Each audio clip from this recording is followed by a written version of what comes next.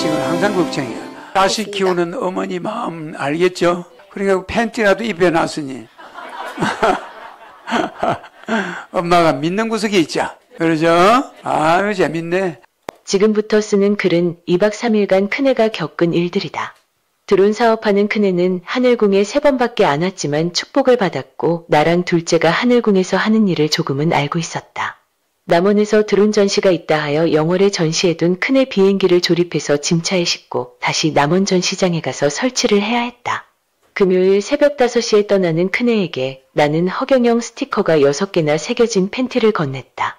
가능한 집에 올 때까지 갈아입지 마 하면서 서울에서 영월로 출발 후 얼마 되지 않은 시각에 바로 앞에 가던 승용차에 갑자기 길가에 나무가 덮쳐 주변이 아수라장이 되었다고 한다.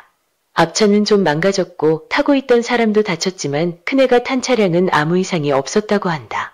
오랜 시간 정체 후 영월에 도착했고 비행기를 조립하여 남원 전시장으로 차를 달려 다시 비행기를 설치하였으며 전시는 오후 4시에 무난하게 잘 끝냈다고 했다. 4시부터 해질 때까지 시간이 좀 생기니 그 시각부터는 가져간 자전거로 지리산 정상을 향해 달렸다고 한다. 지방은 인구가 없어서인지 인적 없는 도로변 가로등들이 밤이면 모두 꺼져 있다 한다. 취미로 자전거를 타면서 이런 일들을 많이 겪어와서 해지기 전까진 정상을 찍고 내려와야 하는 걸 잘 알고 있었다.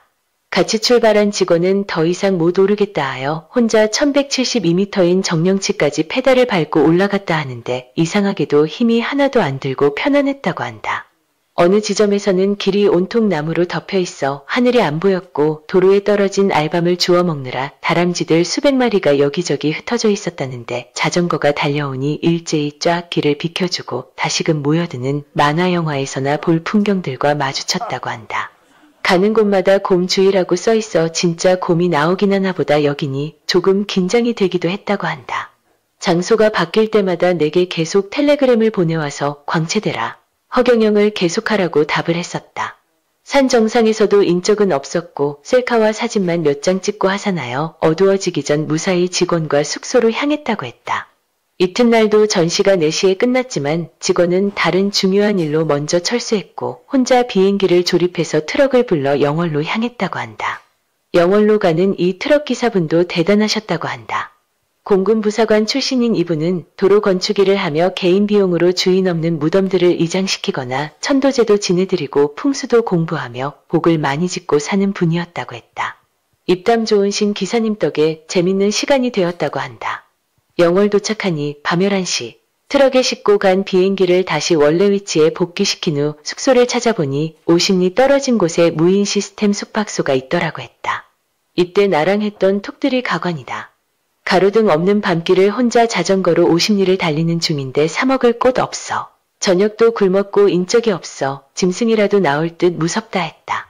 내비 따라 겨우 숙소에 도착해보니 공포영화에나 나올 듯한 으시시한 낡은 건물. 무서워 엄마. 저길 들어가야 하나? 광채대라 허경영. 괜찮을 거야. 아침에 일어나 보면 멋진 곳일 거야.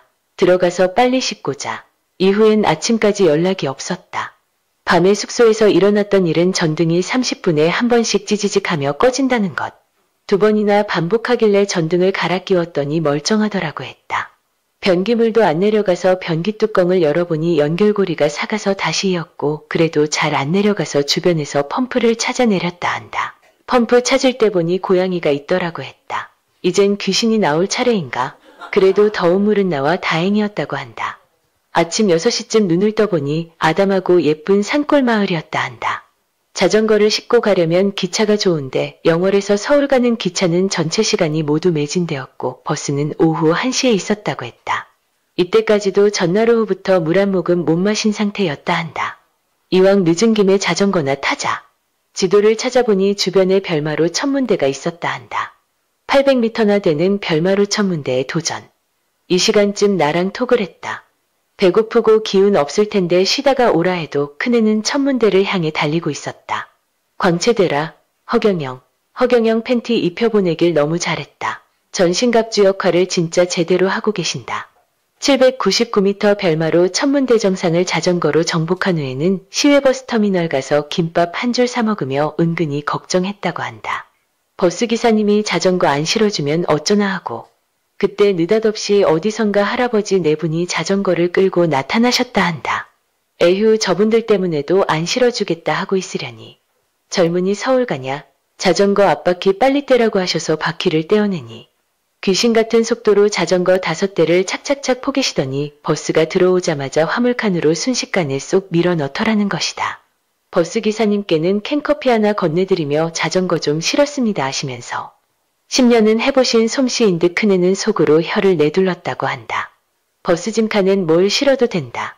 단 빠른 시간에 싣기만 하면 아무 문제 없다 하시더라고. 동서울 도착 후에도 건대까지 자전거로 갔고 남양주까지도 자전거로 가서 거래처 사람들 다 만나고 일 처리를 했다고 한다. 그리고 다시 우이동인 우리 집까지 밤 11시에 자전거로 꼬린. 개선장군 축하한다. 들어오는 큰애 등을 두드려주며 내가 한 말이다. 이상 된장찌개에서 밥 2그릇 먹으며 풀어놓는 큰애의 무용담이었다. 2박 3일간의 큰애 일정이 다소 위험한 상황이었음에도 적재적소에서 잘 도와주시고 요리조리 피해가게 한 일들이 신묘하기만 하다.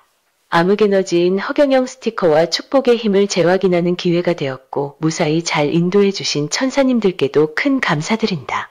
신인님을 알게 된 인연은 실로 어마어마한 행운이여 천복이다. 일구월심 가묵합니다. 허경영.